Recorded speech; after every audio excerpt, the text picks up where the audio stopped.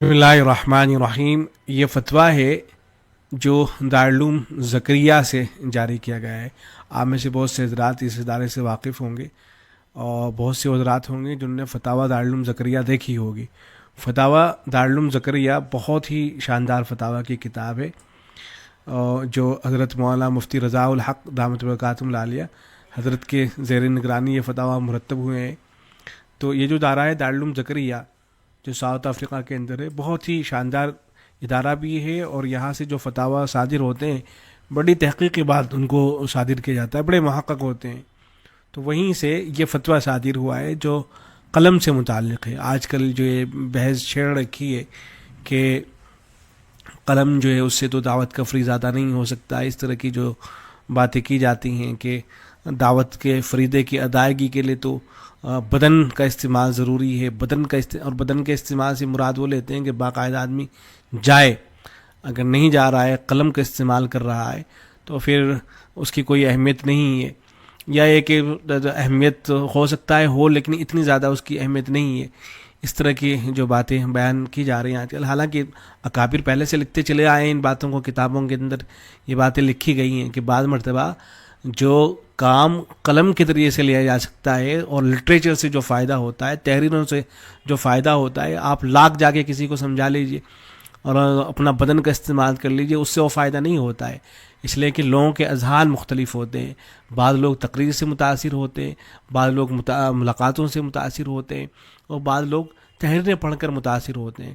بلکہ دنیا بھر میں اس وقت اگر آپ دیکھیں گے تو بہت بڑی تعداد وہ لوگ جو اسلام کے اندر داخل ہو رہے ہیں تو وہ حضرات ہیں جو قرآن مجید پڑھ کے جو ہے قرآن مجید کا مطالعہ کر کے یا احادیث کو دیکھ کر کے وہ اسلام کے اندر داخل ہو رہے ہیں. ان تک کوئی پہنچا ہی نہیں ہے، ان تک جو ہے ایسا نہیں ہے کہ باقاعدہ ان کو جا کے ملاقات وغیرہ کی گئی ہوں، اس لیے کہ وہ لوگ ملنا نہیں چاہتے ہیں، ملاقات نہیں کرنا چاہتے ہیں. تو ایسے لوگوں کے لیے تحریریں مفید ہوا کرتی ہیں.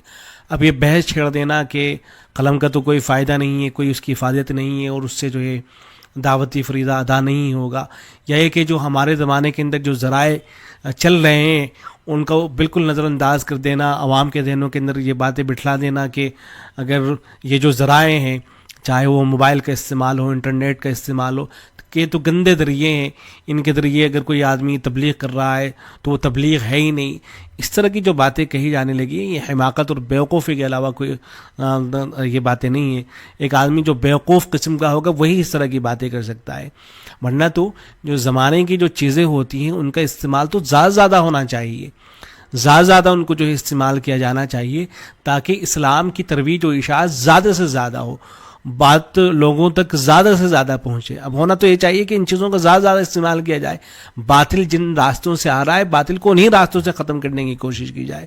لیکن ذہنوں کے اندر یہ بٹھا دینا کہ یہ تو کوئی حیثیت ہی نہیں ہے، اور جو حضرات یہ کام کرتے ہیں ان کو بالکل نیچے گرا دینے کی کوشش کر دینا. تو یہ وہی لوگ اس طرح کا کام کر سکتے ہیں کہ جن کو جو یا تو کسی کا اہل کار ہوں گے، کسی طاقت کے تحت وہ کام کر رہے ہوں گے جو اسلام دشمن طاقت ہوگی، یا ایسے لوگ کہ جو قلم کی کیا اہمیت ہے، کتابوں کی کیا اہمیت ہے اس سے بالکل واقف نہ ہوں گے، وہ اس طرح کی باتیں کر سکتے ہیں. بہرحال یہ فتویٰ آیا ہے اس وقت جو اس طرح کی باتیں کی جانے لگی ہیں، اور سوال کیا گیا ہے اس کے اندر. میں اس کو تھوڑا سا پڑھ دیتا ہوں کہ حضرت ایک معروف مولانا صاحب ہیں، وہ مولانا صاحب کو انہیں ہر کوئی جانتا ہے، وہ کہتے ہیں کہ دعوت کا فریضہ قلم سے ادا ہو ہی نہیں سکتا اور کسی بھی طریقے سے ادا نہیں ہو سکتا، کیونکہ دعوت بدنی فریضہ ہے، بدنی ہی سے ادا ہوگا. کیا ان کی یہ بات درست ہے؟ جبکہ بہت سے بڑے علماء ان کی اس بات کی تردید بھی کر چکے ہیں، پھر بھی وہ اپنے بیانات میں بہت شدت سے بات کہتے رہے ہیں. تو جہاں میں لکھا گیا ہے کہ قلم کی دعوتی افادت و اہمیت کی دلیل کے لیے اتنا کافی ہے کہ خود حضرت رحمۃ اللہ عالمین محمد رسول اللہ صلی اللہ علیہ وسلم نے مختلف ملکوں کے بادشاہوں کے نام قلم ہی سے دعوتی خطوط لکھ کر بھجوائے تھے. یہ صاحب اگر اس زمانے کے اندر ہوتے تو کہہ رہے ہوتے کہ قلم سے لکھنے کی کیا ضرورت ہے، ایسے ہی آپ کسی کو روانہ کر دیجئے، اس کی تو کوئی اہمیت ہی نہیں ہے قلم کی. تو اس طرح کے مشورے دیے جا رہے ہوتے اس وقت. اسی طرح حضرت سلیمان علیہ الصلوۃ والسلام نے بھی قلم سے لکھا ہوا اپنا دعوتی خط ملکہ سبا کے پاس بھجوایا تھا.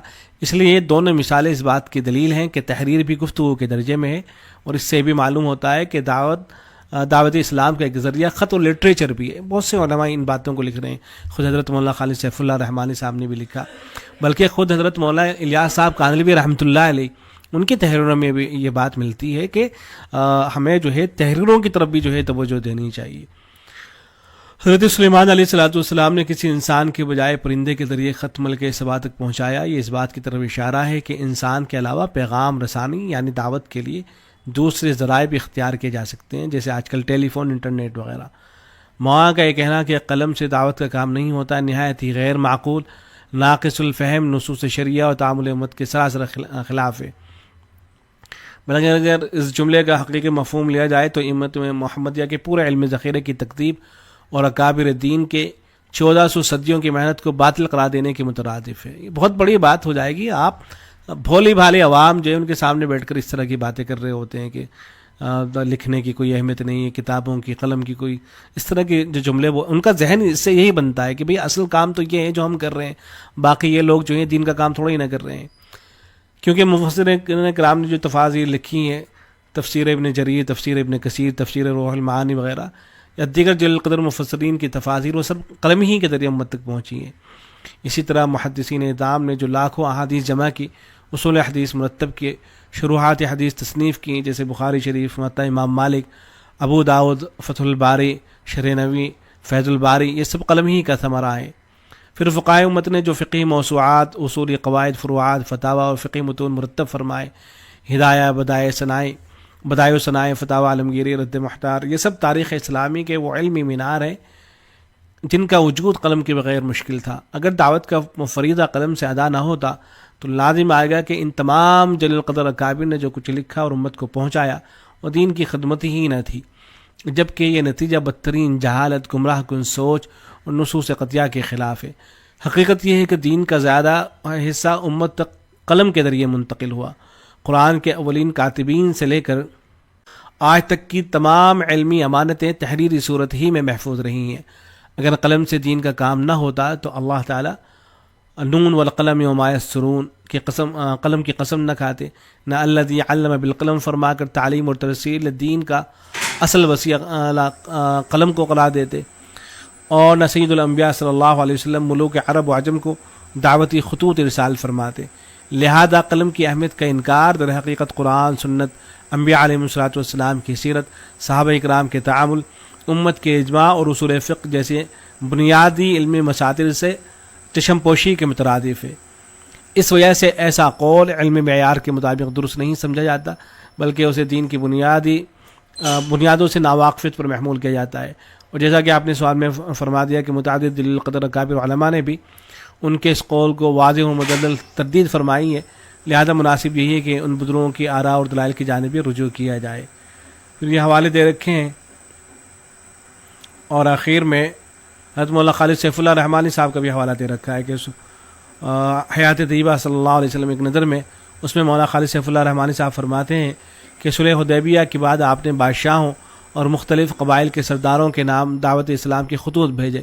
یہ خطوط نہ صرف عرب کے قرب و جوار کے حکمرانوں کیسر و کسریٰ, نجاشی وغیرہ تک پہنچے, بلکہ شاہ چین تک بھی آپ نے مکتوب دعوت بھیجا, اور ان کوششوں سے جزیرۃ العرب کے بہت سے قبائل نے اسلام قبول کیا. خود جیش کے بادشاہ نجاشی بھی مشرف بہ اسلام ہوئے, نجاشی بادشاہ بھی مشرف بہ اسلام ہوئے. اس سلسلے میں 6 خطوط کا عام طور پر سیرت کی کتابوں کے اندر ذکر ملتا ہے. یہ پھر ان خطوط کا جو ہے ذکر کیا گیا ہے, اور آخر میں حضرت مفتی رضا الحق دامت البرکاتہ العالیہ ان کے جو ہے دستخط موجود ہیں. تو یہ دارالعلوم زکریا جو ہے, جو ساؤتھ افریقہ کے اندر ادارہ ہے, وہاں سے فتویٰ جو ہے صادر کیا گیا ہے. یہ ساری چیزیں عوام کے سامنے رہنی چاہیے تاکہ ان کا بیچاروں کا یہ ذہن نہ بنے کہ بھئی جو اور حضرات دین کی خدمت میں لگے ہوئے ہیں وہ اچھے کام تو ہو سکتے ہیں لیکن وہ دعوت کے کام نہیں ہے, وہ دعوت کے کام میں نہیں لگے ہوئے. دعوت کے کام میں لگا ہوا وہ شخص وہی سمجھا جائے گا جو ہمارے طریقے میں آ کے لگے گا. یا اگر کوئی آدمی قلم کے ذریعے سے خدمت کر رہا ہے تو وہ کوئی خاص کام نہیں کر رہا ہے, یا ہو سکتا ہے خاص کام ہو, اس کی اہمیت ہو, لیکن اتنی زیادہ نہیں ہے جتنی زیادہ ہمارے کام کی ہے. تو سب یہ لایان قسم کی باتیں ہیں. ذہنوں کو صاف رکھنا چاہیے اور جو صحیح بات ہے وہ لوگوں تک زیادہ پہنچنی چاہیے. السلام علیکم.